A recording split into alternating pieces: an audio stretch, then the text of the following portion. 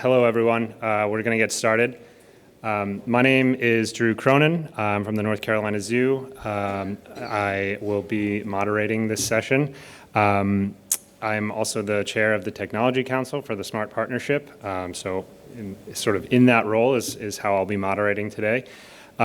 We've got what I think is a very great session today. We're going to be talking about a lot of different diverse use cases of SMART in the field. You can ignore this part about the session being in the Marine Suite and part one, because I've just been told we're not moving rooms. So we have two back-to-back sessions, and it'll be just here. So we will not be switching to another room after this 45-minute period. So I'm going to give the first talk, and then I'm going to be followed by Clerence Kutako from the Ministry of Environment, Forestry, and Tourism in Namibia, then Meredith Palmer from Fauna and Flora, Rob Pickles, who was not in our photo, from Panthera, will be joining us, and Zia Stevens, also from Panthera, will be after him, and then Annsarah Mbrui from the Zoological Society of London. And then we'll finish with Tony Lynam from the Wildlife Conservation Society. And then we should have plenty of time for questions, and if anyone has anything they want to ask, both after the session, and then you can identify us and we can answer further questions after the session. So I'm just going to jump into it. I'm going to talk about work that we've been doing in my capacity at the North Carolina Zoo with community-based monitoring in Nunavut, which is in far north of Canada. And this is done in collaboration with Rebecca Jepson, who works for a consulting firm. She's a consultant, and the Nunavut Wildlife Management Board. So a lot of the work that I'll be showing, and a lot of the work that on the ground is done by them. We just worked with them to help set up their monitoring system. So about Nunavut, many of you will probably not have heard of it. I had not heard of it before we started to work with them. It's a territory in the Canadian Arctic. It's absolutely massive. It's just under 2 million square kilometers of land and just under 500,000 square kilometers of water. Roughly, the territory is the size of Western Europe. For any of you that do GIS work, it presents a unique challenge because it's so big and it's up on the top of the world. And I've worked my entire life in Africa using WGS 84, and it's really straightforward. And then you go up there and everything is a little bit more complicated because you're looking at the world basically from above. It's very, very remote, both the territory itself and then all of the populations of the people in the territory. There's only about 38,000 residents in the entire area. Those are in 26 different communities. 85% of the communities up there are Inuit, the indigenous population in the area. They are predominantly separated by large swaths of uninhabited land. So to get there from Ottawa in Canada, even from North Carolina where we are, it's a day to fly to Canada.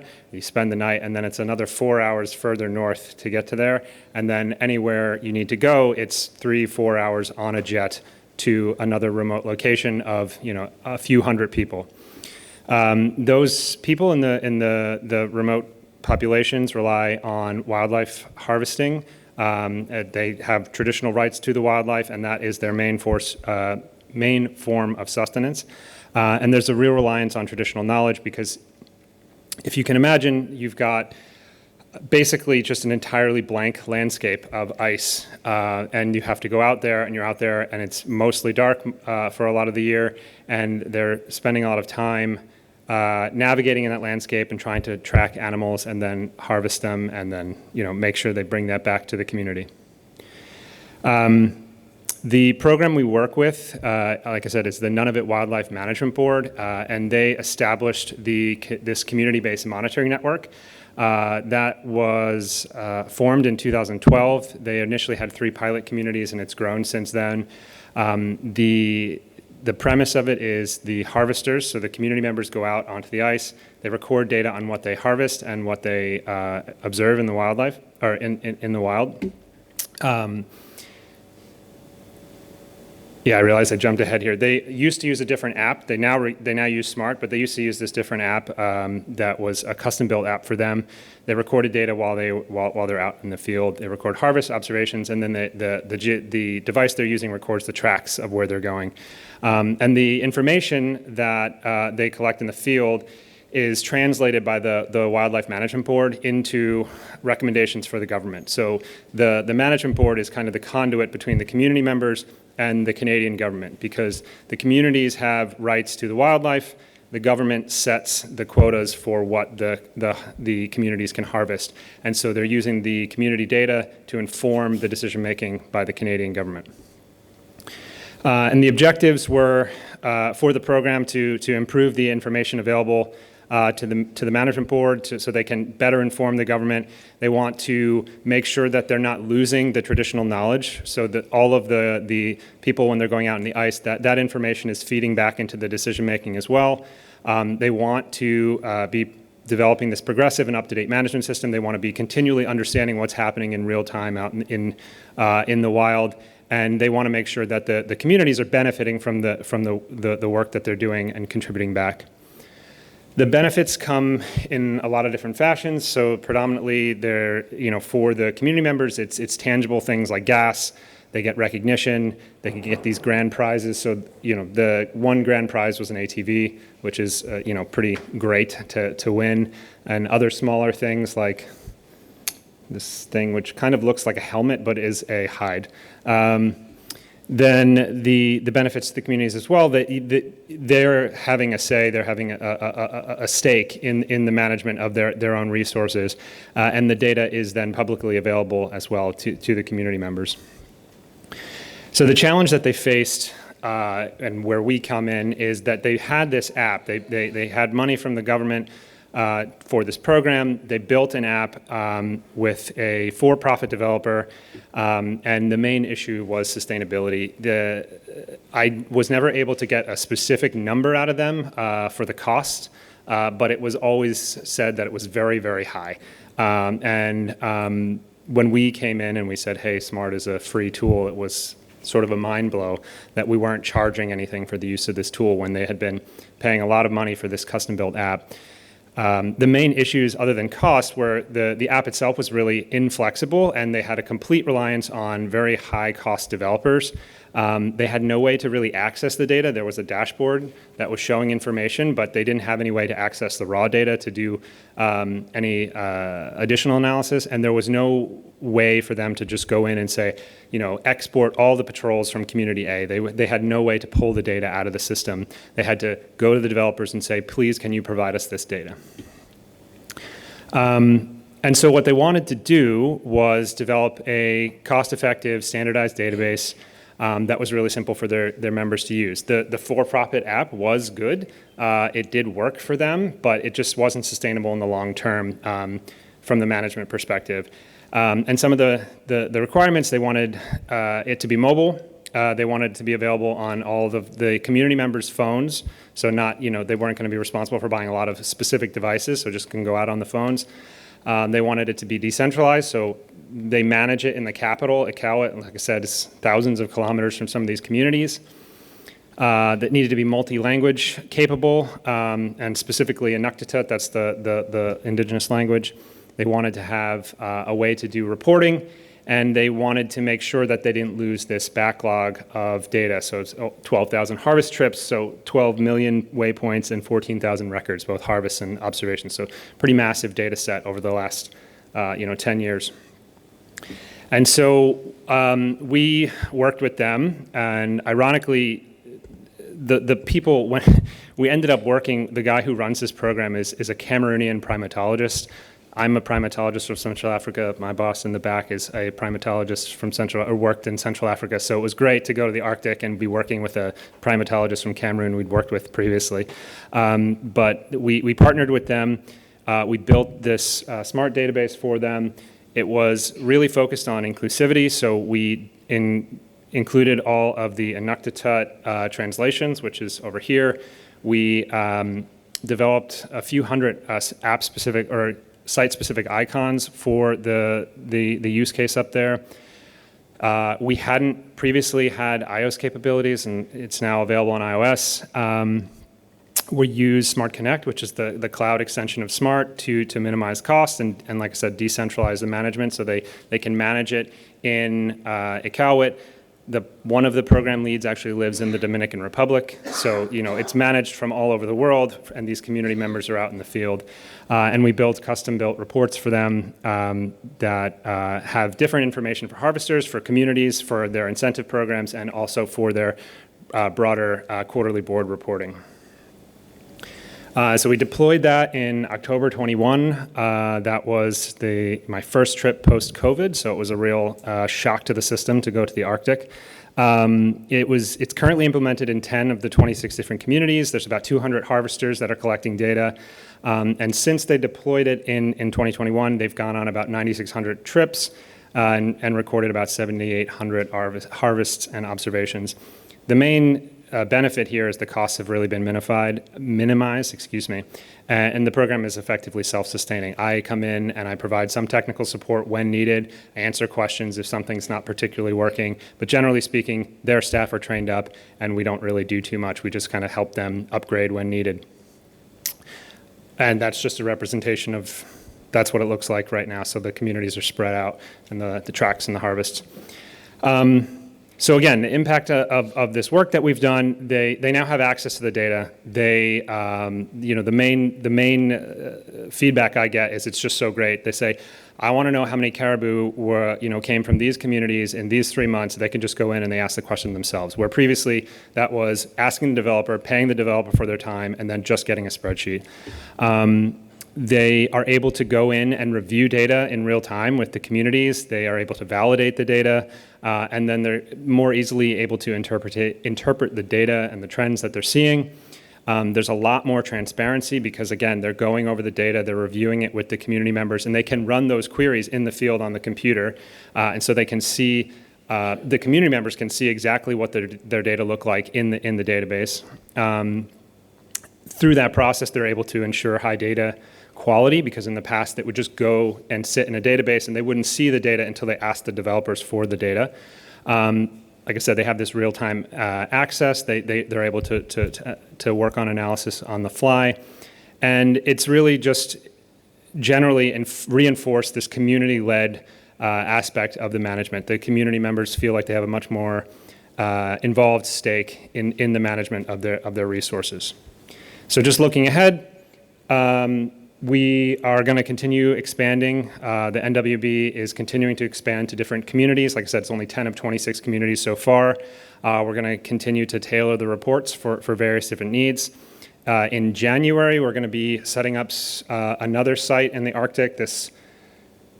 I'm going to butcher the name, but it's Talarutip Amanga. It's a large national marine conservation area, and it's the management is being led by another Inuit association, and they're going to have community stewards that are hired, brought on specifically to do wildlife monitoring and sea ice monitoring. So we'll be training them and deploying the instance in January of 2024.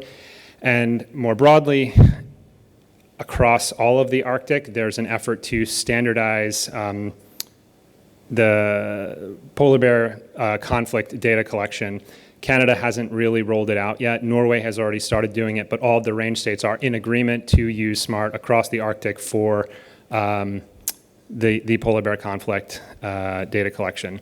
And the small analogy or a small story about that, one of the driving factors was looking at conflict in Canada. A conflict incident with a polar bear could be a polar bear comes and knocks over your bins, eats your trash. In Russia, a conflict incident is when someone is killed by a polar bear, right? And so there's a lot of data quality issues that need to be resolved, and that using the database and bringing a more systematic structure to it is one of the aspects they want to focus on. And that's it for me.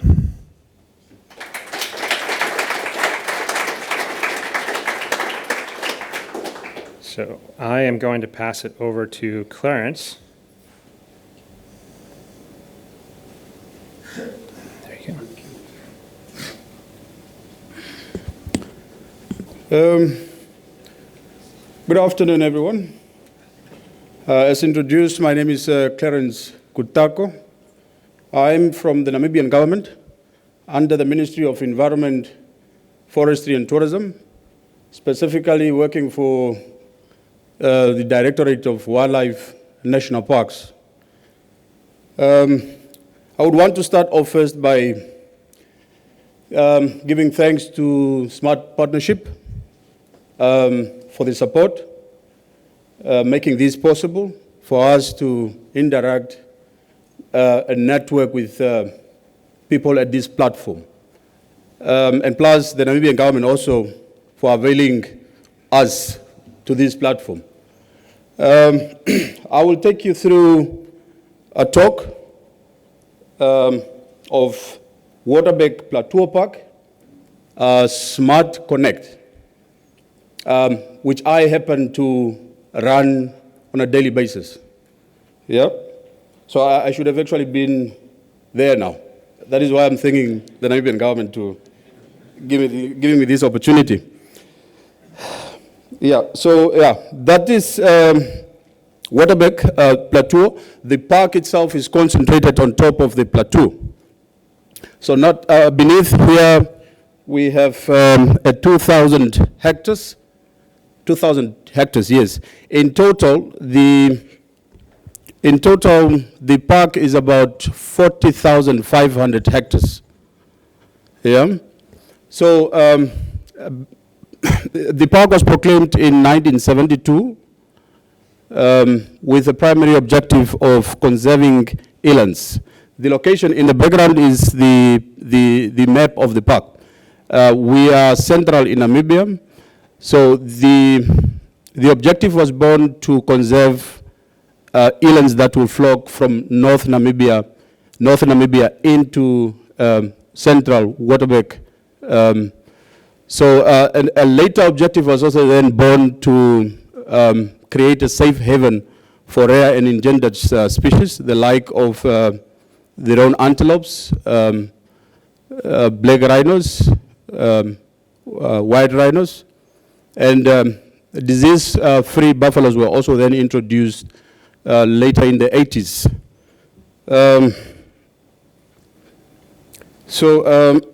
Yes, what do we do at Waterberg? Monitoring at Waterberg, we monitor critical park infrastructure, which is fence maintenance. One of the critical thing that we maintain or give focus to, or that really takes time of our staff members, is park maintenance, because the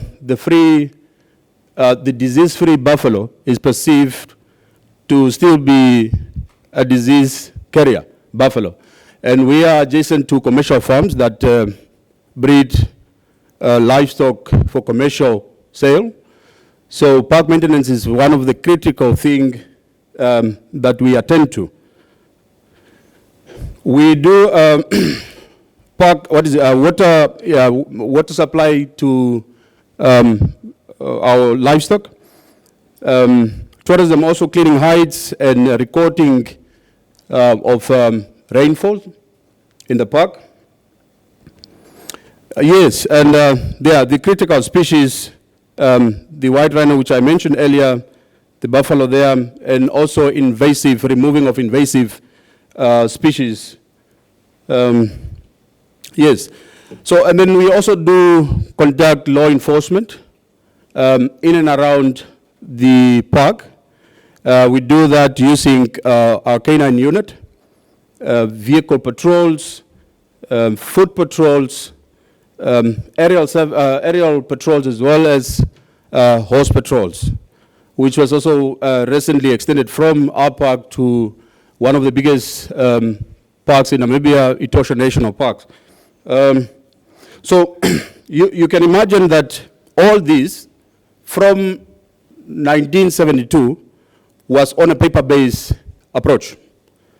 So up until 2021, the ministry has adopted SMART as the primary monitoring tool that it rolled through all Namibian parks beside, I think, 3 so far.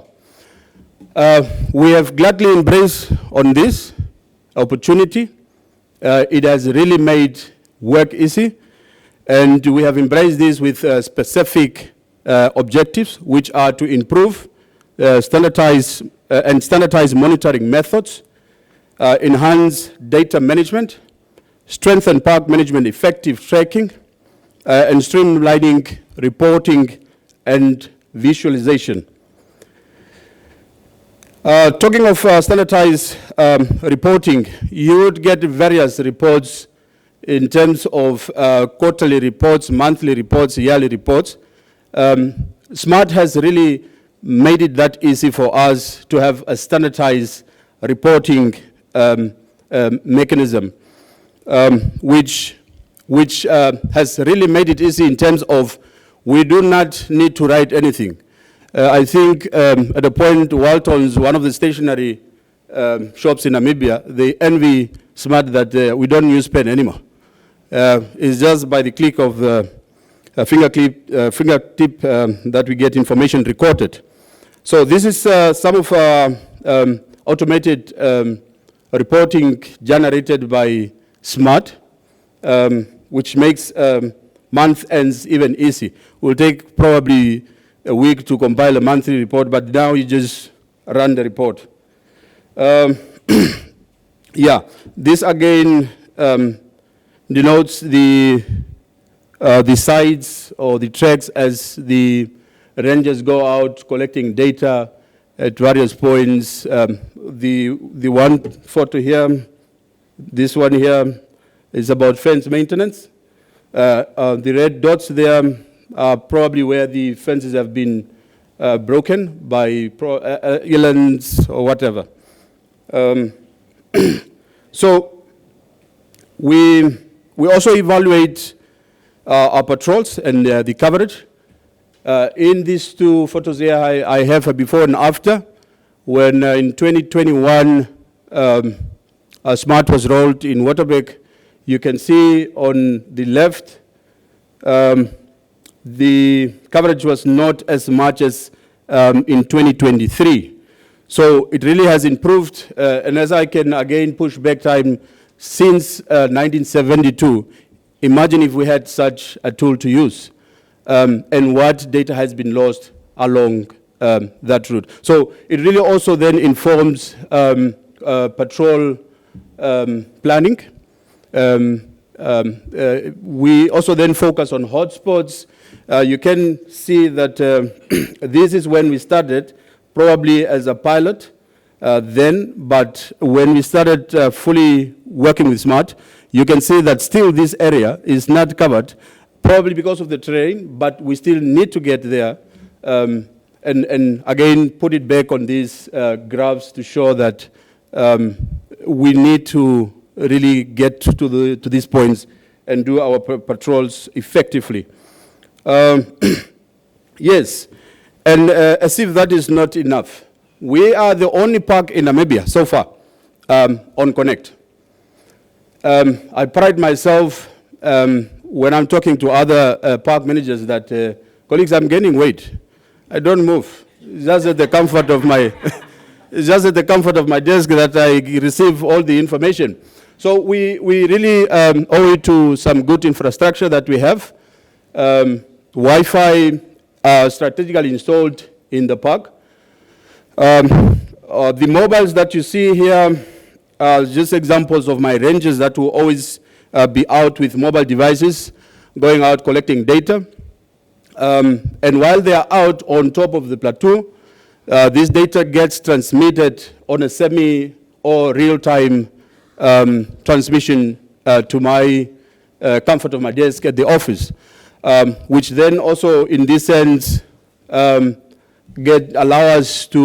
me to effectively respond on time, be it water maintenance or reinforcement of patrol teams. Yeah, so we are actually managing the data, or we own our own server at the park level. So what I basically do is once the rangers are out back from the field, we sit and debrief. And after I debrief, then I then process I process as they come in, and then after a debrief, I then seeing the data that then becomes available to the next level, which is the chief warden, up until the level of the control warden. And this is all on the cloud. They can get it from there. So I do the verification at the park level. I remember I think it was it Tim, Dr. Tim, I think, did mention that park managers are very important. So I really consider myself, I don't want to shift. If I get a promotion, I'm not going. I'll remain a park warden. So yes, I do then think this data gets to the server, and then the two levels above me then gets this information for decision making. Then they will also have to feed. I mean, in future, that is what we want to do. The next two levels, the deputy director and the director at the headquarters. It's just a matter of setting up smart on their desktop so that they can also get this information readily when they need it. So yes, in terms of Smart Connect, that is how the data flows from the ranger to the control warden, and then in future we want to push it to the two up next levels. So yes, we do this in a uniform manner. So I mean, I've just joined Waterberg January this year. So up until now, I'm 10 months. But then what I found in place is uniformity. Owed to this, or thanks to these standard procedures that was in place for data to be collected and devices handled. I have quite a new one. Imagine 10 months. I still have a new one, which from 2021, that warden had it. It's because of this standard operating procedure where we take care of our assets and also for data collection in a uniform manner. So yes, we do have challenges. I will lie if I tell you we don't have challenges.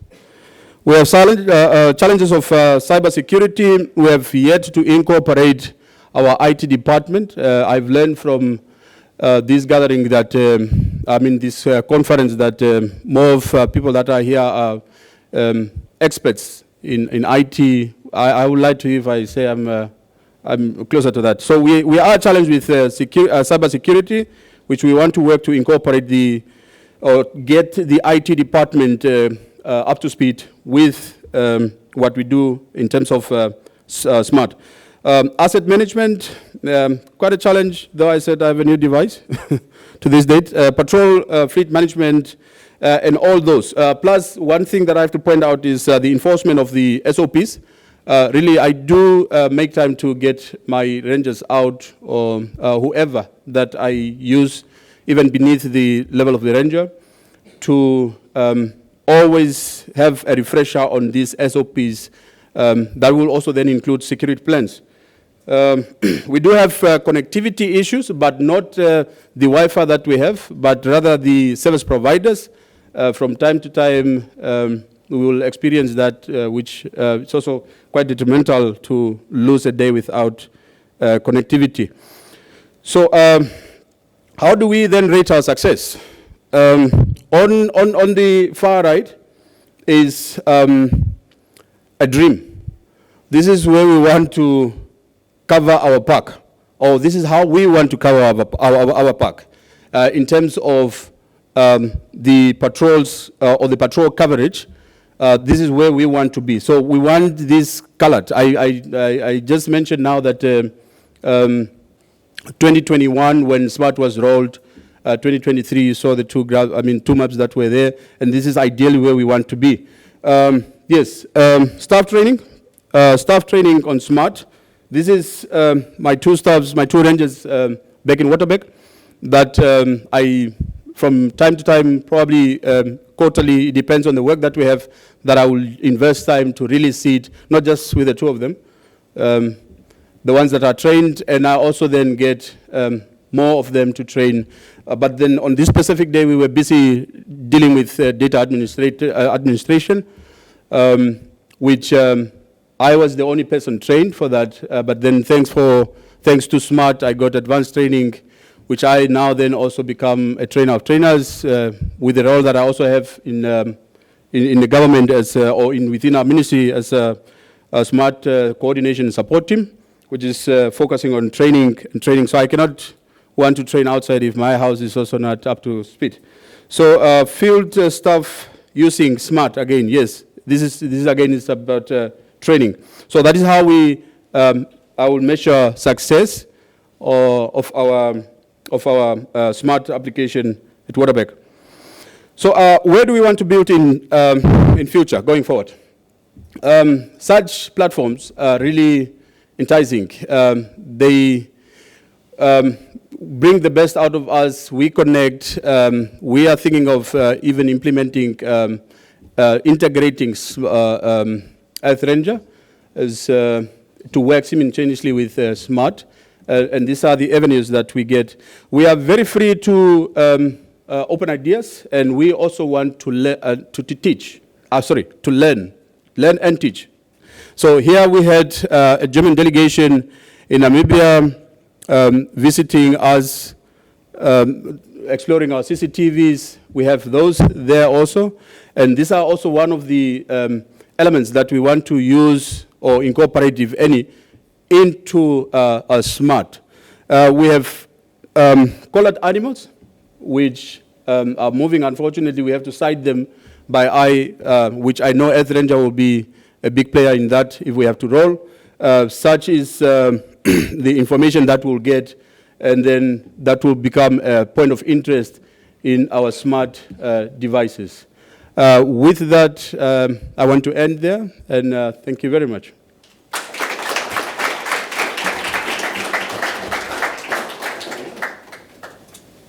Thank you, Clerence. I will pass it to Meredith. Maybe. We don't have the PowerPoint. I do the interpretive dance version, and no one wants that. Nice. Here we go. Perfect. And there's... Oh, super.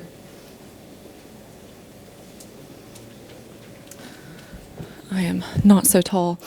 Hi, everyone. Thanks for being here. I think I have a very different flavor of presentation from everyone else in this session. I think what we're going to step through right now is not a deep dive into the successful application and wonderful use of SMART at one specific site, but rather kind of an exploration of a lot of different cases where we don't really, we being me, my organization, don't really have a good sense of how SMART is being used. And so surfacing what we need to know to better support SMART usage at our organization, and then hopefully contribute back that information to the SMART community. And so my organization is Fauna Flora, previously Fauna Flora International. We're an international NGO. We work closely with local conservation partners on the ground in 48 different countries. And one of our main institutional goals at Fauna Flora is to harness this collective expertise from across our entire global portfolio to inspire positive change. And as the lead of our conservation technology team, how us technologists are looking at this is an opportunity to synthesize learnings, the successes and challenges of tech deployment and impact from across a wide variety of geographies, use cases, objectives, to inform how we can better support the development of these technologies moving forward. And SMART, of course, is a key, ubiquitous, fundamental program in our tech toolkit. It is the most ubiquitous protected area management tool that we deploy worldwide. But again, we're just really starting to pull together learnings and challenges to better inform the SMART usage across this portfolio. So while we've had a number of absolutely incredible SMART super users at Fauna and Flora, I think many of you probably know the brilliant and amazing Michelle Muller or Sophie Bembo, who've worked with us. A lot of our SMART deployments and the lessons learned from these deployments have been largely run by and then siloed within our individual regional teams and programs. So I mean, if I'm being honest, I can guarantee that some of you in the audience know far more about some of our individual fauna and flora smart deployments than I do. And so our tech team only really consolidated last year. So we've only recently put the effort in at Fauna and Flora to get some centralized support and oversight into our tech deployment. And we're right now really pulling together a better understanding of who do we work with who's using SMART, what are they using the tool for, how is this tool being deployed. And so excitingly, like literally of like 3 weeks ago, we've just unlocked the capacity to perform an internal audit of our SMART usage. And so this effort is being spearheaded by our absolutely brilliant new monitoring and evaluation intern, Callum, who started at the beginning of October. And so what Callum is in the process of doing is reaching out to users across our global portfolio to consolidate their experiences. So if you've ever worked with us, Callum will probably be giving you a call. And so we're right at the start of this process. So what I have to share with you today are really some initial reflections with more information and actions to be developed and disseminated.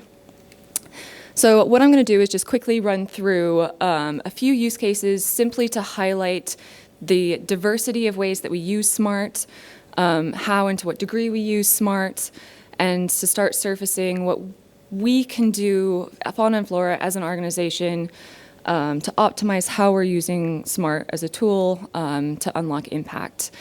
And again, I'm really a vessel today for Callum. What I'm presenting is his hard work, and I'm incredibly grateful to have him as part of our team, really focusing 100% on this tool. So I'd first like to take us to Cambodia, to the Cardamom Mountain landscape. This is a protected rainforest area in the southwestern part of Cambodia, where we use SMART patrols, specifically focused on getting an understanding of our Siamese crocodiles and Asian elephant populations. So longtime SMART users, using SMART Mobile as their primary software for data collection and storage. The SMART people using SMART are our community wardens.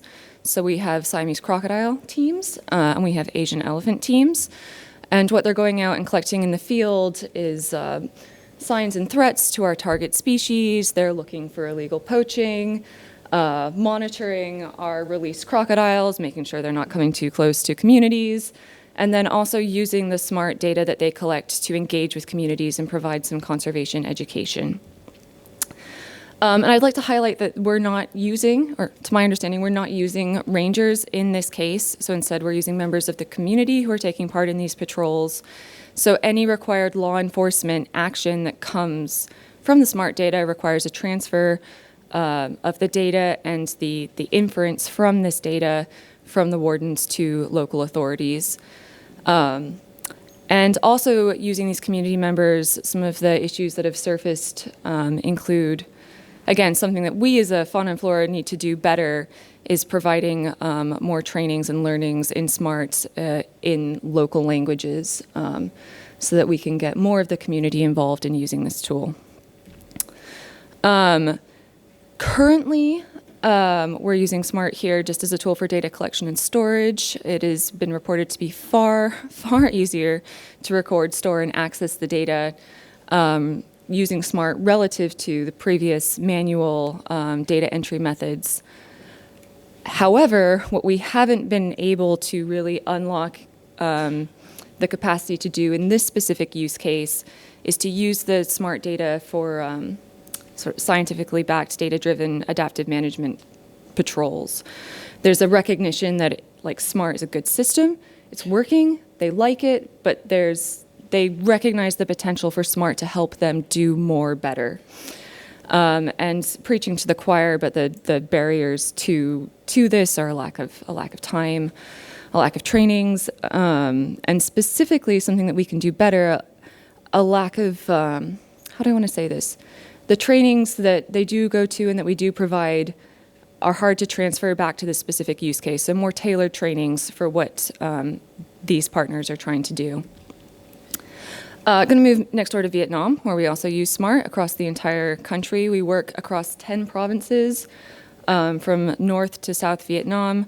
with a focus with our local partners in protecting about a dozen native primate species.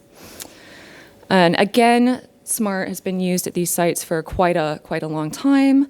Our partners are using SMART Mobile and Connect, again, with the data collection efforts driven mostly by these community conservation teams. So just a few sort of common themes. Again, we're using a lot of community members in this case. They hold no legal mandate. So rather, the data goes out, it's collected, and monthly reports are consolidated and then sent to local authorities.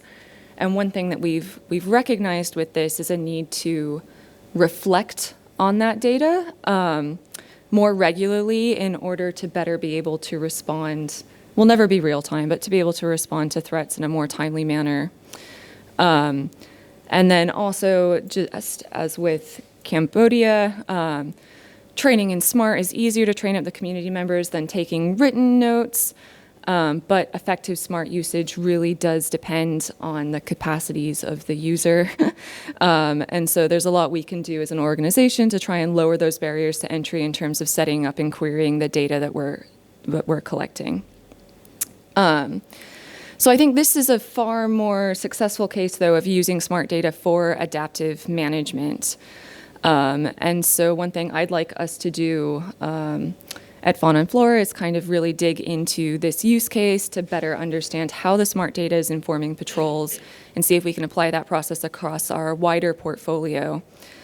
But that being said, the people that we chatted to on our Vietnam team again see more potential to use SMART better in this space, specifically in terms of visualizing that data to be able to tell better stories, to better convince people that changes need to, people being authorities, that changes need to happen in terms of monitoring and the impact we're doing on the ground. And then I'm only going to give a light touch to Bahari Hai in Kenya because I think Annsarah is going to really dive into this in just a minute. But I wanted to throw in a case study that's sort of at the opposite end of the spectrum to these two. Or not the opposite end of the spectrum, but different in some key ways. So while our Asia Pacific teams are mostly, the monitoring is mostly community-led and opportunistic, Bahari Hai are SMART super users, like genuinely an exemplary case, at least in our portfolio, of how SMART could be deployed. So my understanding is that Bahari Hai is using SMART for a variety of different purposes, including underwater wildlife monitoring, anti-poaching patrols that take place with local authorities, and then also integrating the SMART data into educational programs with the aim of increasing local conservation capacity and informing the community on legal and illegal wildlife practices. It's been really exciting chatting with Bahari Hai and seeing how they're taking their own learnings and providing SMART trainings and really working to support uptake in the surrounding region. And again, this is something that we as Fauna and Flora want to do a lot more work, understanding how they're doing this process and supporting to do that better, if there's a place for us. So I'm coming to an end. The other reason I wanted to highlight Bahari Hai was just to showcase that at Fauna and Flora, we do have a number of partners working in the marine conservation field as well as terrestrial conservation. Bahari Hai is one of the biggest in marine conservation, but we also have a very strong marine conservation program in Turkey that's using SMART. And we are just starting to unpick the very distinct challenges of deploying SMART in the marine space. So everything from the differences in the kinds of hardware, the kinds of phones that you can put SMART onto, all the way through to the different kinds of inferences that can and need to be drawn to have impact in those vastly different realms. And as we gain a better understanding from our partners and from the SMART community, we're hoping that will shape our ability to support this very diverse portfolio of programs moving forward. So these are the faces of some people that Callum talked to put together this presentation. I'd like to thank them. I'd like to thank you for listening. If you do know anything about Fauna and Flora's use of SMART, please talk to me or talk to Callum. And I look forward to at the next EarthRanger conference, being able to share, again, some lessons learned that we derive as we start to move through this process. Keep moving on. If anybody had questions, sorry if we kind of cut it off for the questions on the first session, but we're going to try to do all the questions at the end. So just keep them in your pocket, and we'll get to them at the end. Thanks, Drew. Welcome, everybody. I'm Rob Pickles. I lead counter wildlife crime research and analytics for Panthera, based in Malaysia. And I'm going to be talking about a case study from one of our project sites in Kenya, where we've been working for 9 years now. And this is really about the evaluation that we did recently to understand to what extent all of our work, our counter-poaching work there over the last time period has actually been successful, or whether or not. And asking these questions and being honest and frank about it, about whether or not something works, is particularly important for when you're working with these species like the Malayan tiger that require intensive protection. And the Malayan tiger has gone through a population contraction from around 3,000 in 1954 down to around 150 now. So it's in a pretty dire state. And the site itself is in northern part of Taman Negara in Peninsular Malaysia, roughly 1,200 kilometers squared. And when we began there 2014, this is Panthera collaborating with our partner Rimba, we had the goal of increasing tiger numbers by 50% within 10 years. And so this is the presentation of the evaluation of whether or not we achieved that. There's a paper that's just been published on this, which is available online. And the key thing with how we envisaged the work at the beginning was really to sort of prevent tiger deaths. And there were sort of two main kind of ways in which we thought about doing that. One was to immediately sort of prevent the snares from killing the tigers, so to intervene between the poacher and the tiger. And so one kind of key concept here with how we then thought about the process of achieving that was moving away or moving past snare sweeps, because snare sweeps have been a very common tactic used in the region. But what we found from our experience in Kenya was that when we did an initial sweep, the team would actually then would be displaced to a different part of the park and would continue snaring. So we were trying to cause disruption by arresting that poaching team and then conducting the snare sweep afterwards. So the first priority was to intercept the poaching team, and we measured our effectiveness in reducing the harm from snares depending on the status of the snare. So we considered that if we just pulled up a snare that was, old, rusty, defunct, its trigger mechanism no longer worked, we were essentially acting like the local dustbin man. We were just taking some litter out of the park, but it wasn't achieving a prevention piece of work. Whereas if we removed a snare, we took it from a poacher that was on the way in before he'd had a chance to set it. That was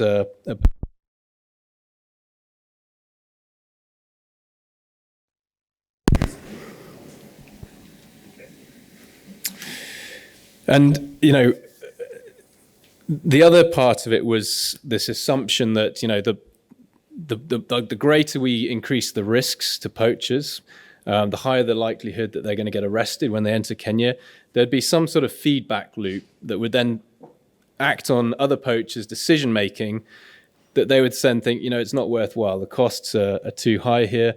The certainty of arrest is too high, so I'm not going to go in and make that incursion attempt. But for that to work, for that deterrence mechanism to work, obviously it relies on, first of all, there being this genuinely high certainty that they are going to get arrested.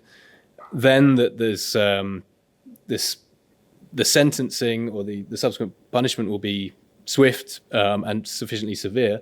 But then, more importantly, that the actual potential poaching community is aware of those two factors, and that they're also rational decision makers. They can weigh up the pros and cons, and then they elect whether or not to make an incursion or not. And what we learned when we sort of began implementing the counter-poaching patrols is that there are these these very distinct failure points all the way along the chain that prevents that deterrent mechanism from happening.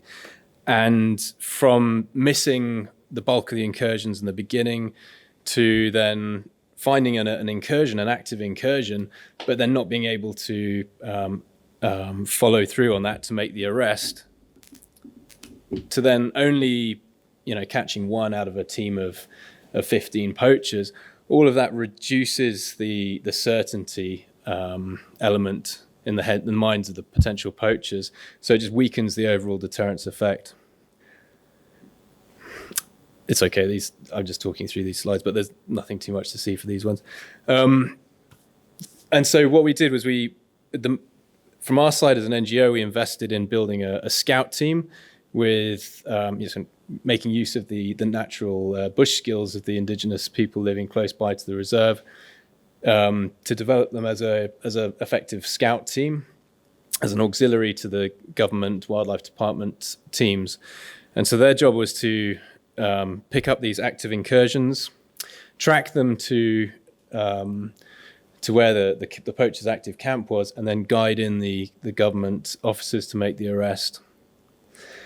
And just from a sort of perspective of SMART and how we were using this as our primary tool for data collection, we had to try and make this fundamental switch from the way we viewed the data and the data collection and management from the patroller's perspective to the poacher's perspective. So, this is a classic kind of output from a patrol, a whole load of observations of carcass, litter, tree markings, camp, etc. And maybe, 9 observations, 6 snares. That's the patroller's observation. But when you kind of push that into the viewpoint of the poacher, actually, maybe these were 2 separate incursions that they picked up on the same patrol. They were just different in age, by different group, etc. And so what we tried to do is just use this process of incursion analysis to group those observations and apply the ranger's insights into what they were seeing, to then give us the understanding about how poachers were moving in the landscape and to differentiate those different types of poaching, because tiger poachers are not all the same. And when we dug beneath the surface, we realized that particularly with the deep forest poachers, there were 3 very distinct types: the Vietnamese, the Thais, and the Cambodians. And they differed both by organization, by the target species selected, and by the tactics that they used. But there was a lot of similarity in the stages by which they came to the site. They moved in, they camped, they'd go through the process of setting snares, checking them, processing any carcass, moving on, contacting an agent and getting picked up. And so when we looked at it through the lens of the poacher's viewpoint, and we could see, okay, where do those different activity points correspond to different parts of the terrain, that then gave us enhanced understanding of to guide the patrol teams into making more effective interceptions. So in this evaluation, we had our 3 tiger surveys from 2014 to 2021, and then we broke down the time frame between baseline years before we really refined our tactics, 2015, 2016. Compared that with the treatment years in 2018 and 19, and then we separated the COVID-19 years because they were so distinct, and it was a huge big externality that hit us. And so what we found, if you sort of recollect these colors, so baseline being purple, green being the treatment. First of all, we had to check were our patrollers actually getting better. Was that certainty of being arrested if you're a poacher coming into the site actually increasing? And we saw, both for across all 3 of these poaching types, very distinct improvements at every single stage along that chain, from picking up an active incursion, increasing the likelihood of detecting an active incursion, to then increasing the certainty of finding the active camp, to then conducting an ambush successfully, and then increasing the proportion of poachers within that team who were arrested. So all of that improved in the treatment years. And then what that led to in terms of mechanisms that sort of reduce the problem. First of all, we wanted to know, did it reduce the potential harm from snares? And it did, but only once you can say once the snares entered Kenya. So you can see this is baseline treatment, COVID-19. In the treatment years, we intercepted 10% of the snares before they were actually deployed, and then a larger proportion that were actually disarmed before they reached their full kill potential. But what you'll notice here, certainly these two spikes, was not what we were hoping. There were more snares entered Kenya during the treatment years than the baseline years. The reason for that, those were basically three incursions only. That at the same time as we were getting better, the Vietnamese teams were adapting their techniques. So they moved towards this sudden mass snaring system. So dropping, in that one case, 300 snares in a single snare line for a single incursion. The thing was that you can look at the yellow and the green as essentially counterfactual. If we hadn't been there, what would have been the impact overall? So there was certainly a reduction of potential harm there. And then the second one was that the patrols actually caused the displacement of the poaching incursions away from the key tiger habitat, which is in the core of the protected area, to the edges. And in particularly when we were disrupting incursions, that ended up with the Cambodians being 9 kilometers closer to the forest edge, and the Thais 2.5 kilometers to the forest edge. So that was an important sort of spatial displacement element of the work. And in terms of did we actually deter any of the poachers, it was a very hard question to answer. We can say when we looked at this through a number of different angles, these graphs show the overall incursions that were hitting us from all the different poaching types. Black being the incursions that were successful, where the poachers got in and got out without being disrupted. The yellow showing the ones which were disrupted. And we could see this sharp decline in Cambodians, which began in 2017 as we started to improve our tactics. When we look at that from a number of angles, it suggests that there was some deterrence of the Cambodians because of the fact that in this mechanism, the Cambodians were coming from a limited number of communities, and there was a very high likelihood of other potential poachers within those communities being aware of those risks. So we saw in a few of the communities almost cessation of activities. So we think there's a plausible mechanism that among those communities there may have been some deterrence, but it's very different for the Vietnamese. And there we realized that although we had tangibly increased the risks to the poachers, the certainty that they get arrested, the severity of the sentence was certainly severe, and it was swiftly carried out. But the poachers were making the decision to come into Kenya way back in Quang Binh, up in northern Vietnam. And we think that the awareness of the risks at the landscape level would be relatively weak. That combined with the fact that there was high risk tolerance and strong financial pressure. So the outcome, we think, that stage was they would still likely come to Malaysia to poach. And then you layer on these different elements that the Vietnamese network managers in Malaysia who are actually running those poaching teams, they would probably be aware of those heightened risks. But then they have a different level of risk tolerance because they're not putting themselves on the line. They're putting in poaching teams. So their outcome would probably still be to deploy the poaching teams. And then once the Vietnamese poachers had reached Malaysia, again, they would probably still not be aware of the increased risks at the site. But by that point also, then they become financially committed to the venture because they get themselves into debt to fund their trip into Malaysia to poach. So what we saw is that there's very little evidence that we were actually deterring the Vietnamese.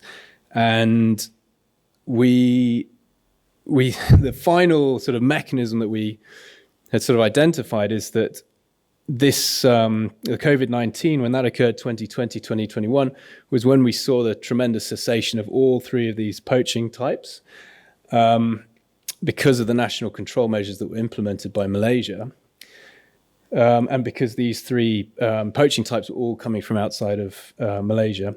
Now, what we've seen since then has been a resurgence in Cambodian, and just this year we've started to see some resurgence of the Vietnamese. So that basically means that we need to look at other interventions aside from this site protection to try and reduce the problem further. So we can say that the counter-poaching teams were effective in reducing the potential harm within the site, but the deterrence effect of that team was relatively limited still. So in terms of the ultimate outcome, though, for us, we didn't achieve the 50% increase in the tiger population, but we thought the fact that we still have tigers, that they've passed through this onslaught of snaring, they're well below the potential recovery range, but they're still there. We've had 3 of the population, these heroines who have passed through, survived, and bred. So for us, that's a minor victory. So just to kind of wrapping up from that one, then the key things there that we sort of want to highlight is just the ability to ask the right questions, adapt the information collection plans, and get into the mind of the poacher to make sure that the patrollers are collecting the right things there, and then we're using the patrollers' insights as well. The analysts played a key role in working that information to create this deeper understanding of poacher decision making. And when we dug down through into the context of the poaching types, that's when we really started to see how that problem specificity can lead to very tailored tactical changes which improved our ability to intercept them earlier on. But identifying these mechanisms, like how exactly is the intervention supposed to reduce the problem, and then challenging yourself to say, is it actually doing that, is very, very helpful to know, is it working, or what can we be doing differently? And just making sure that we're frank and honest, challenge ourselves, play devil's advocate, to know about the intervention's limitations, and not just pat ourselves on the back for no reason if there was an externality that was actually responsible for reducing the poaching problem and not ourselves. So that's the end of that presentation. But like I say, I can share the link to the paper for anybody who's interested.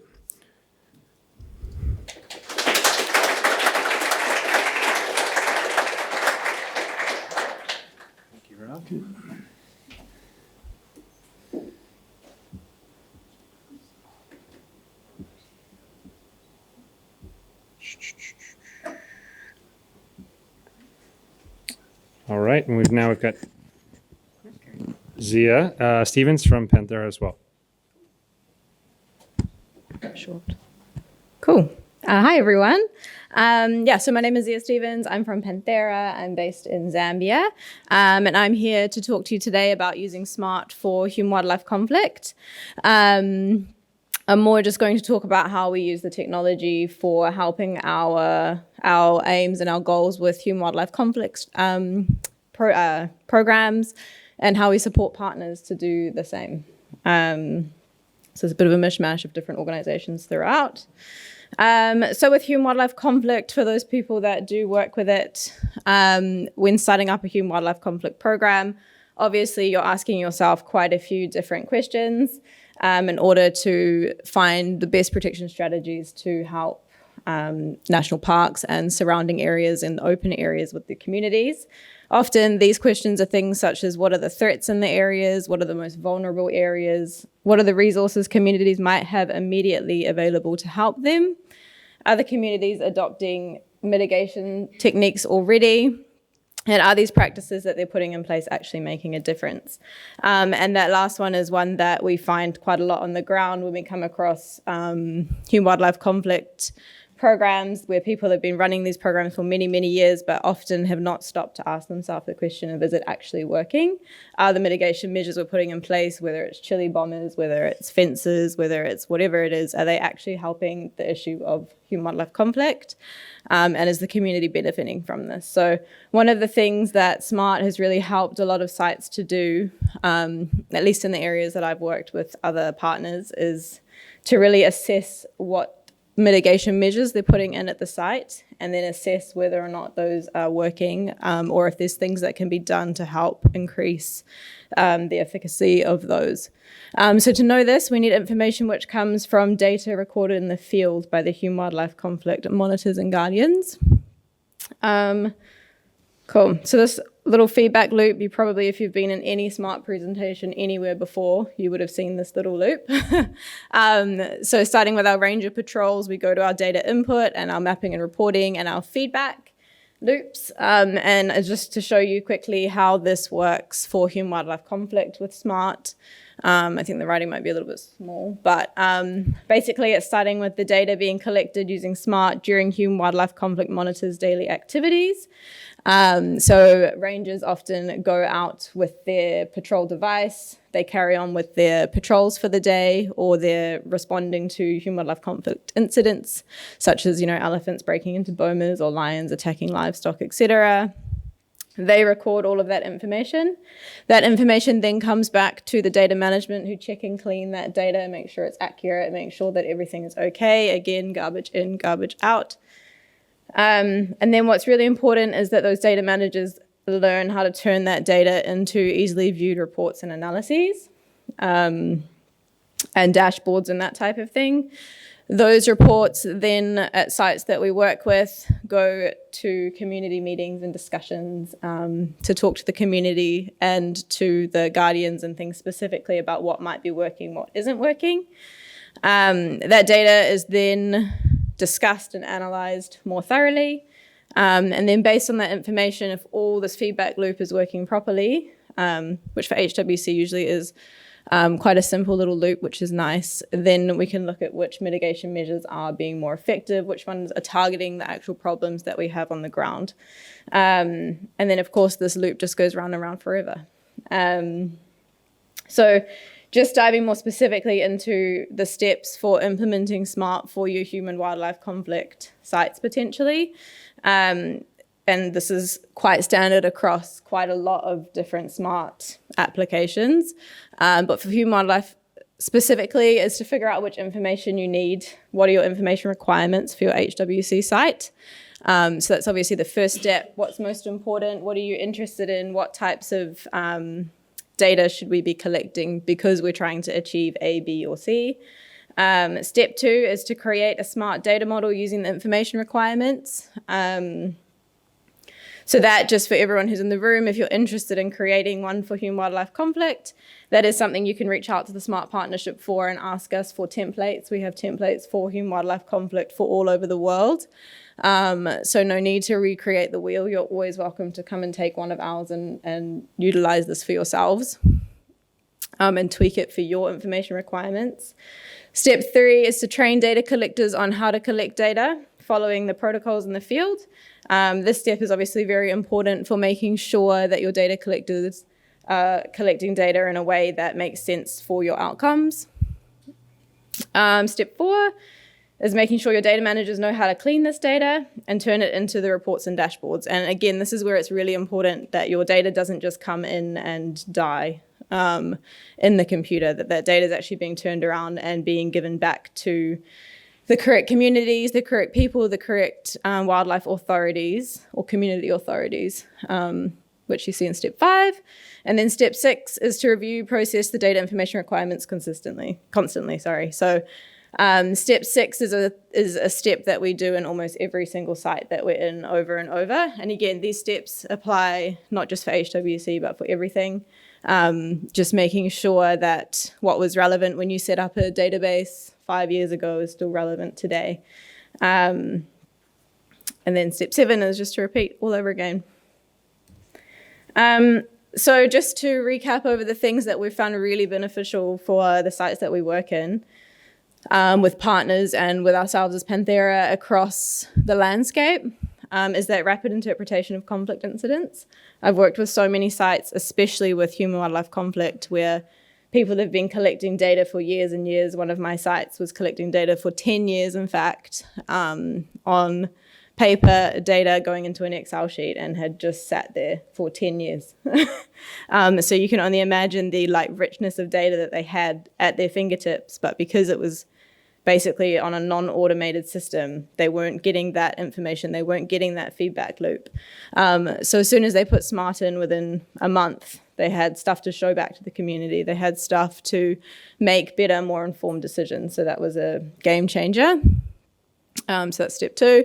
Ongoing analyses over mitigation technique effectiveness. Again, this is probably one of the most important things about SMART, and one of the most important things about all the work that we do is just to make sure that the interventions that we're putting in place are actually making a difference. And with SMART, this is very easy to do as long as, again, you've got your right questions being asked. Conflict hot zones can be identified and mapped immediately to help target interventions appropriately. Again, so SMART has a really nice mapping feature. I think you've probably seen it in other people's presentations, which just shows you very quickly where your hotspots might be for human-wildlife conflict, where your elephant hotspots are, where your livestock predation hotspots are. If you have any like human injury and death hotspots, those types of things can be mapped very easily and very quickly. And again, you don't need to be, a GIS whiz. You don't need to be even extremely computer literate to be able to pull out information like that.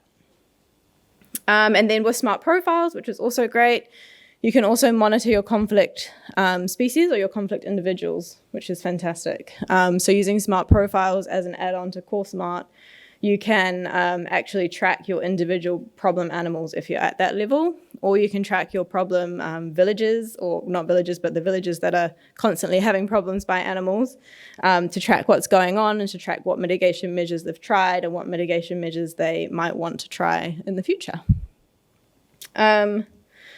So just a nice little use case. Wild crew in Zimbabwe are using SMART to record harvests after they put their mobile bomas out. So they have quite a cool case where they record all their human-wildlife conflict incidences in SMART as well. But they have a program going where they set up mobile bomas across their landscapes, and obviously the animals in the bomas turn over the soil, etc., for the growth of new crops. And so they're using SMART to monitor the growth of those crops in those mobile boma areas. And it's absolutely fantastic because it means that year on year they can show the communities not only do you have the value of saving your livestock, but you also have the value of these amazing crops that you've raised. And this is how it started a year ago versus now you've been going for 3 years. This is the difference that it's making. So they've really managed to show the communities what's happening because of the work that they've done, which has been really awesome for them. So again, Wild Crew employs a team of local men and women to help safeguard the communities from livestock depredation. And they've just said, SMART helps us to quickly collate and analyze data from the field, allowing us to respond much quicker to events and the needs of the community. And then just stepping in and looking at a larger picture of how we're using SMART for human-wildlife conflict across the landscape. So we, as Panthera, along with many other of our partner organizations, work across Kaza, which is the Kavango Zambezi Transfrontier Conservation Area. It's the largest TFCA in the world, and it has these partner countries. It's a really, really important site for us and for the world because it hosts 50% of the world's elephant population, 30% of the world's lion population, and 25% of the world's African wild dog population. But you can see from this map, there are lots of protected areas in here, but among these protected areas, there's also a lot of open areas where communities are living and where communities are constantly facing challenges with our wildlife. So as part of this program, which is quite exciting and using SMART among almost all of these national parks in this area for human-wildlife conflict now, we are all running the same data models, and we are collecting standardized human-wildlife conflict data across the whole landscape. So we've got one system for monitoring human-wildlife conflict mitigation practices, successes, and challenges across this large landscape.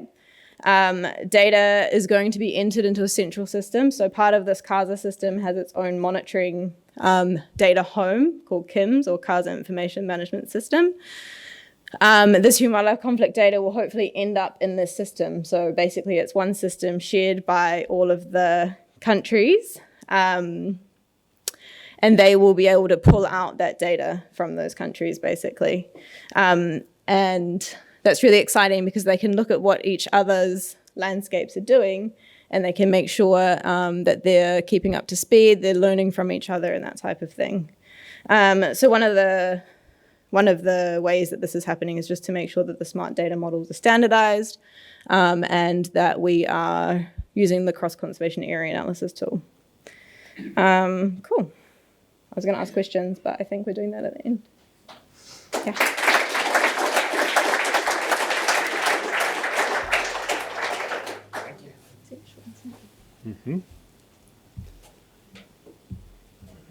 All right.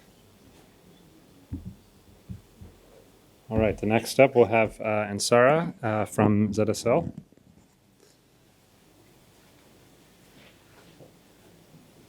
Hi everyone, I am Annsarah Wangoi. I work for ZSL and I'll be presenting to you a smarter approach to marine conservation in Kenya, case study Bahari Hai. So Bahari Hai is a Swahili word that means living ocean. It is a community-based organization located in Watamu, which is in the northern coastal town of Kenya. It was formed by a group of community members that felt the need to protect the marine ecosystem in the area. This area here represents an area where it's largely populated by people that depend on the marine ecosystem for their livelihoods. Some of the threats that were being addressed by Bahari Hai include the use of monofilament nets, turtle poaching for both meat, shell, and extraction of oil, which some of the communities in the area believe the oil can cure asthma. The use of illegal fishing gears also. Those were some of the threats that were being faced in the marine ecosystem that Bahari Hai felt the need to address. Bahari Hai has different programs, including the anti-poaching, the community development, fisheries management, and sea turtle conservation. The anti-poaching unit uses SMART in their data collection. They conduct both day and night patrols, and they're attributing the success of their night patrols from using SMART in their data collection. It cannot be compared with paper and pen. So, and the fact that they're using SMART, the data is easily mapped, indicating hotspot areas for targeted patrols by the team. They conduct patrols in collaboration with Kenya Wildlife Service when they're going to ambush illegal poachers in the area. They also conduct patrols, or rather underwater monitoring of turtles, and most of the turtles that they monitor include the olive ridley, the greens, and they rarely see the loggerheads and the leatherbacks. They conduct photo ID, looking at the patterns that are very different from each and every turtle. They look at the nesting areas of the turtles, the habitat, and the foraging sites. They also conduct monitoring of the sharks, and we can see a photo of the whale shark and the black tip shark. So this is only done with timed swims or snorkels, where the diver will be specific. When he or she has seen a shark, they'll just record the observation. We'll look, as the slides continue, what they're doing with regards to SMART in that respect. They use SMART for the adaptive management, where the data that has been collected is used to inform decision-making. They share their reports with some of their partners in the sector. They also have a shared server together with 2 other different organizations. And this helps them when they're doing their cross-conservation analysis of their work. So the journey ahead for Bahari Hai. So at the moment, when they're conducting their underwater patrols, looking into the sharks, the rays, and the turtles, they're using a 3-step process where they have a GPS that is on the boat, the diver in the water with a dive sled, and a computer in the office. So the diver will go in the water, collect observation data. The GPS will collect the coordinates, the start and the end. Then they'll go to the office and put all that information into the computer. But what they're working together with Oliver is a 2-step process where the diver will just get into the water with a dive sled. Then they will input the information into the mobile device using SMART. Then that information will be sent into the server, and they'll only get to see the information on dashboards and reports. That will be implemented with the shark patrols and also the monitoring of the turtles. Currently, Bahari Hai are doing really well with SMART and the implementation of SMART. So they are hoping to become a hub where different different organizations in the marine sector will come and learn from them and what is working for them with regards to SMART. So it has been a success, or rather it's proving to be a success, where in the past 4 months, in collaboration with ZSL, we've been able to train 3 organizations with SMART, and they have adopted SMART. So I'll leave you with a short video of turtle hatchlings, and thank you very much for your time.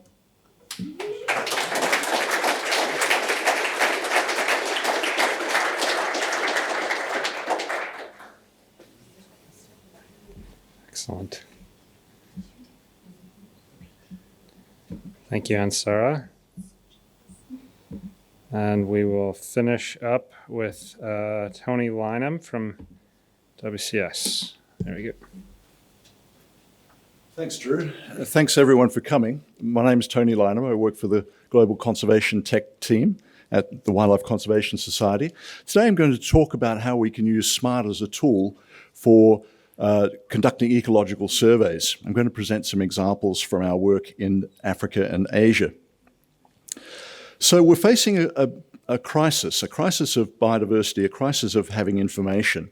One of the problems that we face is being able to provide our managers with the best available information on the status of the species that they're trying to protect in protected and conserved areas.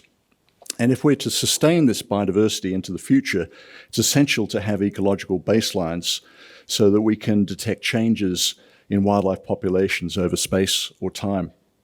So ecological surveys provide the data to estimate those baselines and to detect the changes. So, for example, we may want to understand whether an intervention that we've made, such as improving the quality of patrolling, or increasing education and awareness about our endangered species, is actually having an effect on the populations. So we need the data to be able to tell whether these interventions are actually having success. So SMART Survey is one of the tools in the toolkit that's available for practitioners. And it's a component of the larger environment of the spatial monitoring and reporting tool that supports protection and management of our conserved areas. So SMART Survey can be used in conjunction with observer-based survey methods in a wide variety of environments, both terrestrial and marine. So generally, whenever you have human observers collecting the data, you can use this approach.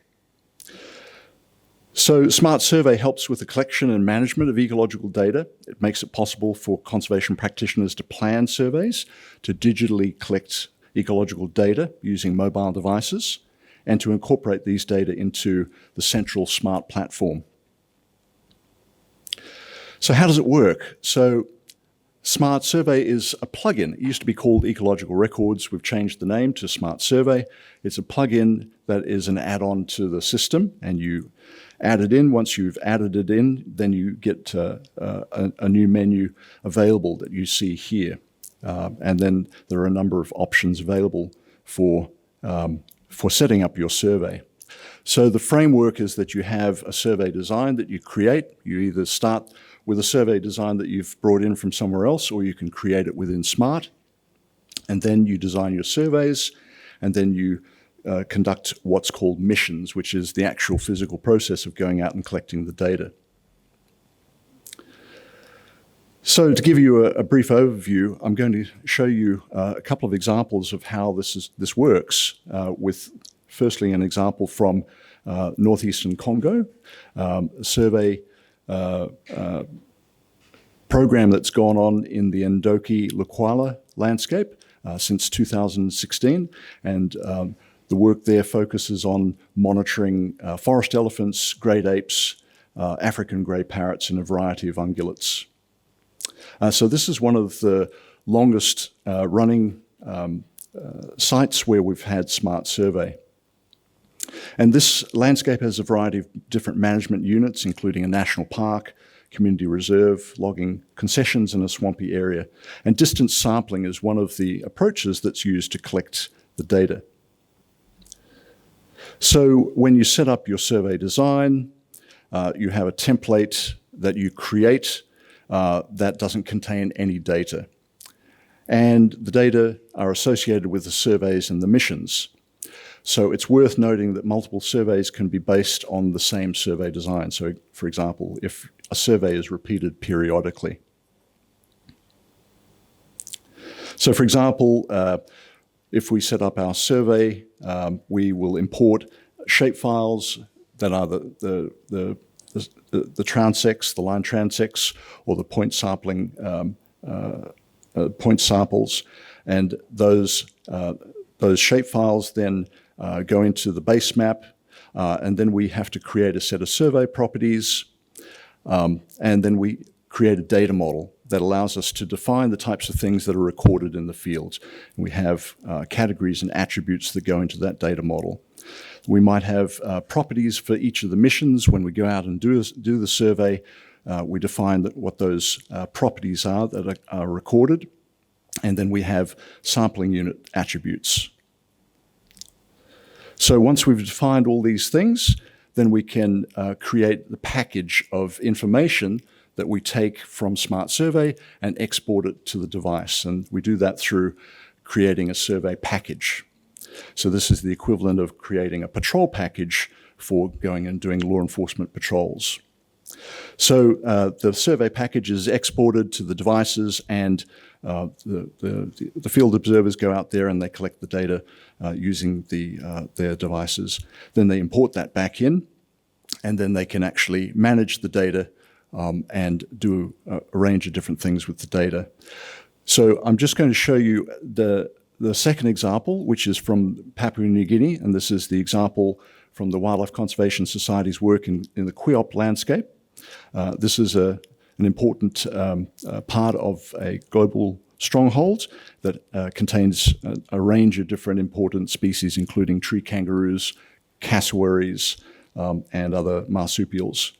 So in this landscape, WCS is actually trying to estimate baselines for these species as a way of looking at the impacts of hunting in this landscape. So once again, the surveys are done using distance sampling approaches, and the information that is recorded and collected using this approach is exported into distance software for analysis. So here we see the shapefiles showing the locations of the transects and sampling points, and the observers are out there in the field collecting this data. We actually helped the team to design a local language version of the Smart Mobile template so that they could go out and they could collect the data using the local language, which is Tok Pisin. And it's also iconized so that the recorders can quickly scroll down through their drop-down lists to pick out the species that they're wanting to record that they've seen. It makes it really quick to make records.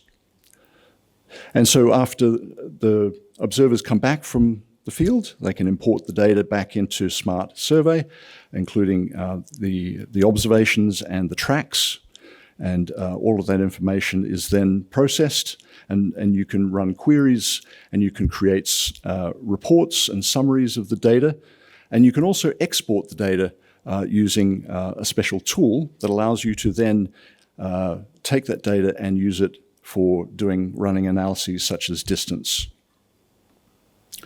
So we have a survey user guide that's available from the SMART website, and if any of you are interested in using SMART for your wildlife surveys, I welcome you to go to the website here. Here's the URL. You can download the manual for free, and you can go ahead and use it. And if you need some help in designing your surveys or figuring out how to use a SMART survey, we can also help you.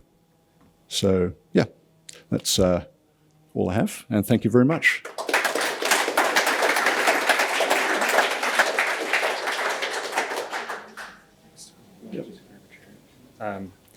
So we've got some time for questions now. I will just have everybody, have the speakers come up front, so we can answer any questions.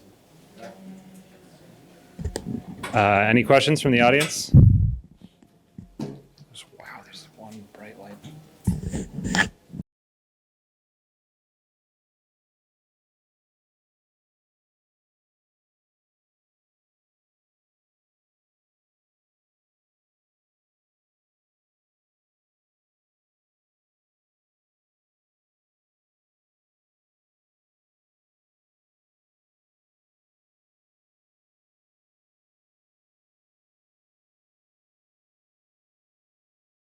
contacting individually each researcher. Does that exist already, and is it something that could be done? I'll take that one. So does it formally exist? Not yet. It is something that we have routinely said that we should do. Informally, though, that we have a community forum that's really pretty vibrant. And generally speaking, that's what we would direct anybody with any interest in SMART. You don't have to, have our personal emails. Just go to the forum. There's a group of us, several of us in the room, make sure that questions get answered. And if something comes up, you say, hey, I really want to do human-wildlife conflict. Anybody have an example? We would make sure that you'd be connected with somebody that would have an answer. But I know people have posted stuff on the forum already, but it's definitely something that we're hoping to do more formally moving forward. The resource that Tony mentioned as well, we have a resources page on the website, and there's a lot of user developed things, like somebody wrote a guide to using, we have an R integration, so that was completely developed by them, and that's up on the website too. So anything that the community has developed in a formal way, we've put on our website as well. Great, thank you. Thanks. I guess this would go to Tony, but actually anybody on the panel. SMART seems to be, it's being used a lot for threat monitoring or biological monitoring. But when you said surveys, I really immediately went to social surveys. And so have you used that survey tool to do household surveys or livelihood surveys, or could it be used for that? It could be used, but we actually prefer to use a tool called Kobo Toolbox for that kind of application. And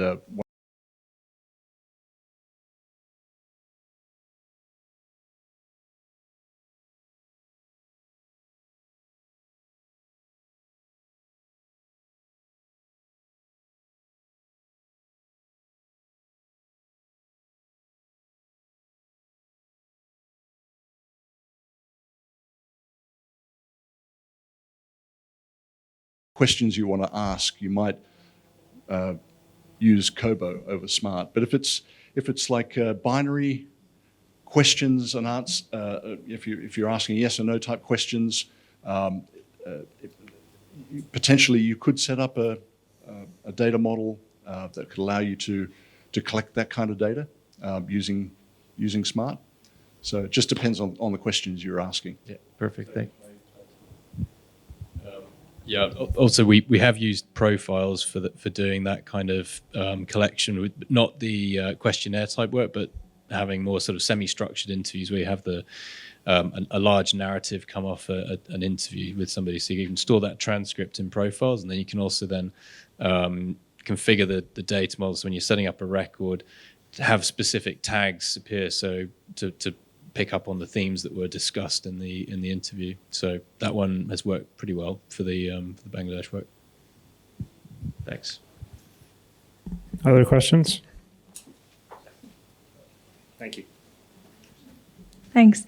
I have a question about the, I'll stand up because I can't see anyone, the CASA information management system.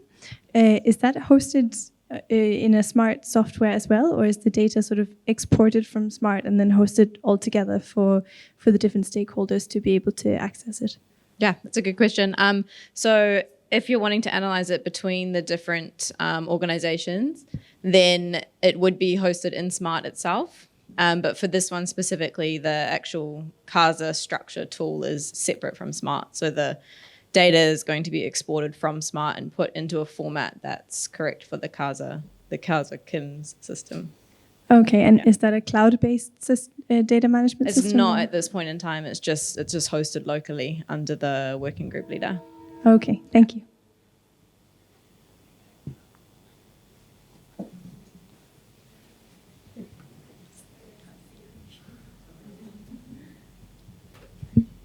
Hello. Mine is not a question, but it's a supplement to what Tony and Rob just mentioned about using SMART for social science data collections as well. So in my landscape, we just completed a social service using Smart Collect. There's an app called Smart Collect, right? It is specifically designed for collecting and used for the citizen science programs that you initiated. So See, I mentioned about we initiated and did some HWC social data gathering. So we used that platform to collect the data. So it's really compatible using yes or no tabs. The Richard, you can use all the Richard skills that whatever you wanted to design as per that. So there's a platform called Smart Collect as well, just to supplement that. Thank you. Thank you for that. That's awesome to know.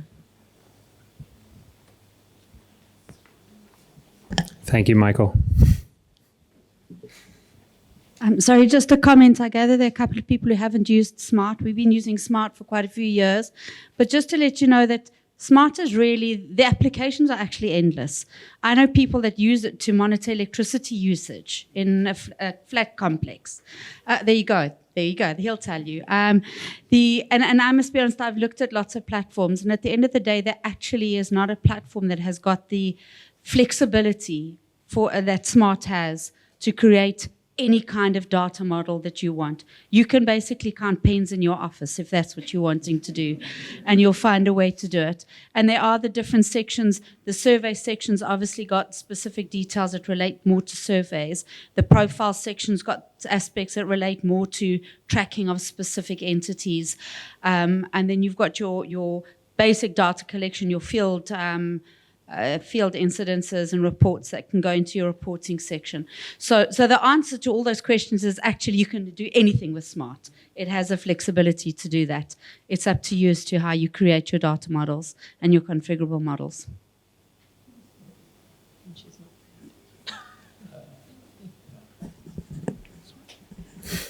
It's a very optimistic answer. Thank you. So yeah, I'm from the Southern African Wildlife College, been playing with Smart for some time. It's a lot better than when I started with it. It's very functional, and there's still a lot to learn.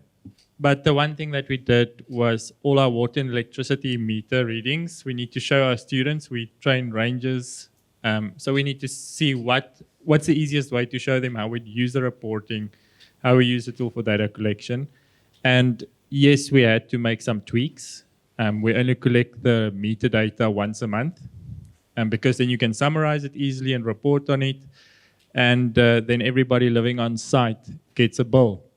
So they can then, using that, we bill people on water and electricity usage.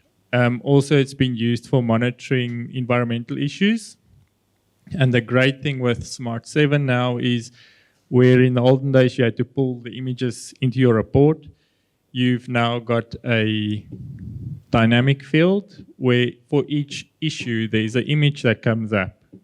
And you can just push out the report with your images. So first of all, I would say there's a lot of options out there. But if you've got Smart and you don't have internet, Smart is still the best software to use if you can read and write. But even then, there's pictures and stuff that you can add to it. But yeah, reading and writing, and it's not being nasty to anybody. We've been working in sites where people can't read and write.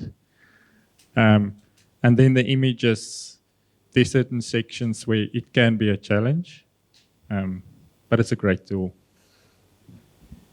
Well, I've got this mic. Okay. I've looked at surveys quite a few times. See, it's very structured. Has anybody used it for bird surveys? Because my one problem with bird surveys is the rapidness of seeing it. So do you maybe want to give us some feedback on that? Well, I think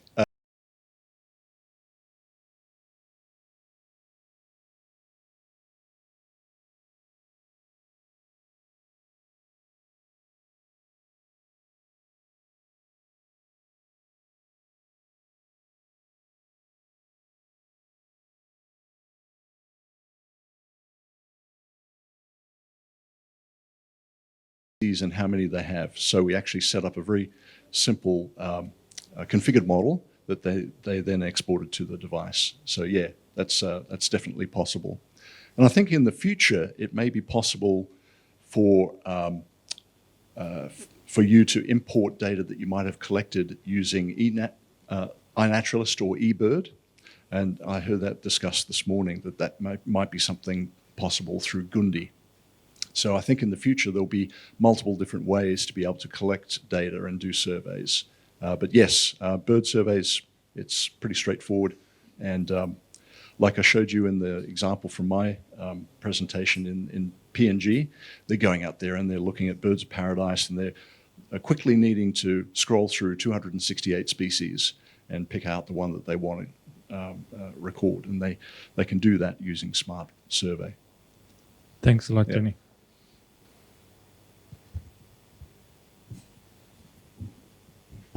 Other questions?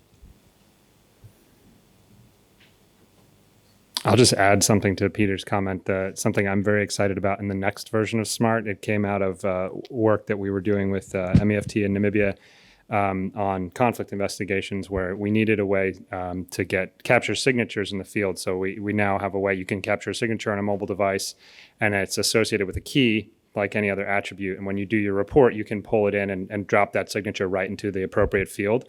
And so that's in the current version, that's in the public sphere.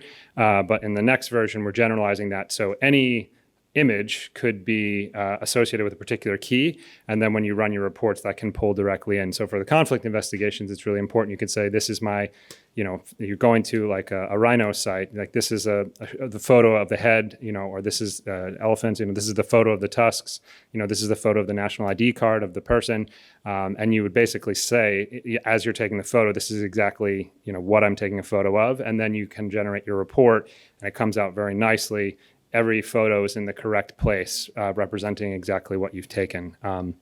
So yeah, in terms of the photos, that's, for me, it's very exciting. It'll be very useful for my applications. But just generally speaking, it's something that's come up a lot in our community forum, saying we want to get photos out more readily. And I think that next step is going to be really exciting.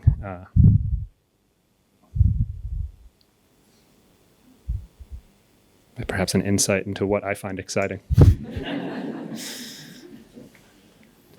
Any other questions? Final option, and then we'll call a wrap. Okay, we've got one more question. I just wanted to make sure that everybody was aware of the SMART Global Congress in March of next year in Windhoek, Namibia. Anybody in this room is welcome to attend. You can go to the SMART website and register right now, and it works the same way that the EarthRanger Congress does, where all your in-country costs are covered. So you just have to get yourself to Jose Kutako Airport in Namibia, and then we'll take things from there. So please, I encourage everybody, especially if you're using SMART, but even if you're interested in SMART and its various applications, it's a great way to learn more about that. So please come see us in Namibia.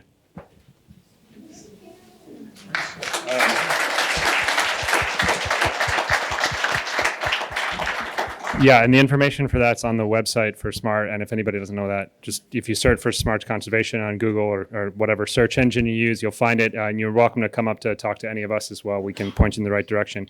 I did want to say, anybody that asked a question today, I'm happy to give you a hat. We still have some more hats for folks that came to the SMART session yesterday.